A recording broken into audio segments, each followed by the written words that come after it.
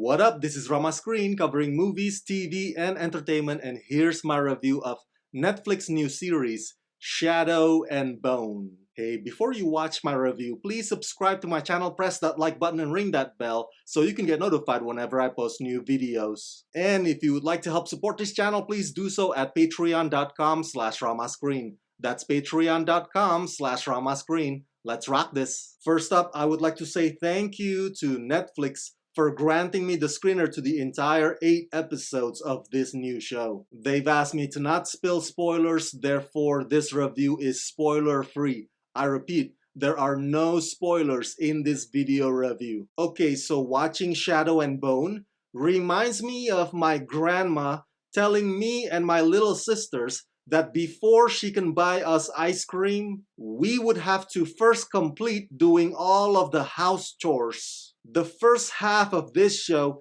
as it relates to its second half, can be summed up as delayed gratification. If you stick it out through the first 4 episodes, I promise you the momentum will finally pick up from episode 5 moving forward. But I would not blame audiences who are not willing to be that patient, because the journey to get to that point does feel dull. Executive produced, written and showrun by Eric Heiserer, and based on Lee Bardugo's worldwide best-selling book series, and directed by Lee Tollin Krieger, Shadow and Bone is set in a war-torn world where lowly soldier and orphan Alina Starkov has just unleashed an extraordinary power that could be the key to setting her country free. With the monstrous threat of the Shadow Fold looming, Alina is torn from everything she knows to train as part of an elite army of magical soldiers known as Grisha.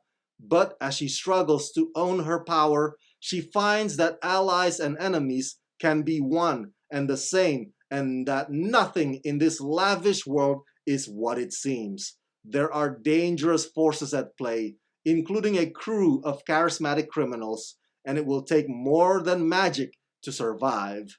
Starring Jessie May Lee, Archie Revenant, Freddie Carter, Amita Suman, Kit Young, and Ben Barnes. Okay, I've never read the books, so if at any point in this review you go, "But Rama, that's how it is in the books." Well, I don't know that, do I? But for reals though, I'm just judging Shadow and Bone based on this adaptation alone. In fact, let's dive right into that. I personally feel that although Eric Heiserer tries his best to pack in a lot of information, especially for non-book fans, there are still times when I find myself asking, okay, how many factions are there again? Why do people hate Grisha so much? And why are these crows so damn cool? But I think that context-giving effort by Heiserer does contribute to the sluggishness of the beginning parts of this show. Between Alina and Mal's drawn-out sentimental correspondence and General Kirigan doing revisionist history, these 3 episodes are as mind-numbing as they get. But once you hit episode 5,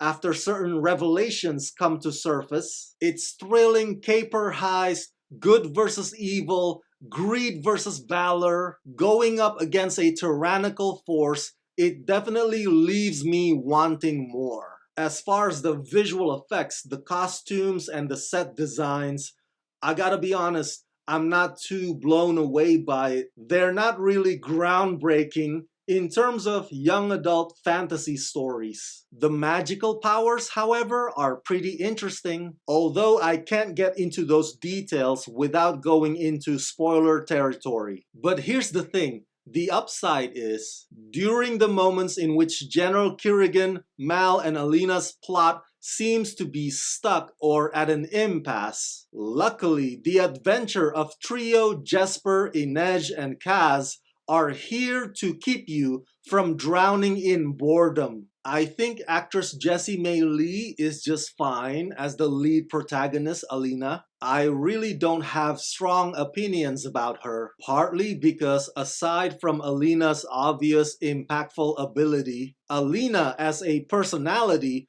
doesn't stamp a big impression on me. She may not be a damsel in distress, but she's too easily persuaded. Her sense of being and purpose and decision making are often tied to either Mal or Kerrigan. I'm not sure if that's just the way she's written in the books, but it doesn't scream out a strong, independent heroine to me. In conclusion, I'll end on this. As I've said multiple times in this review, and I'll say it again, once you've reached that episode 5, Shadow and Bone has enough intrigue to help you through to the finish line. It's clear that this is designed to be a potentially multiple season story, which is a big gamble if you ask me, because you don't know how this one is gonna be received. But is Shadow and Bone gonna be the next Game of Thrones? Nope, I don't think it will. And anybody who predicts that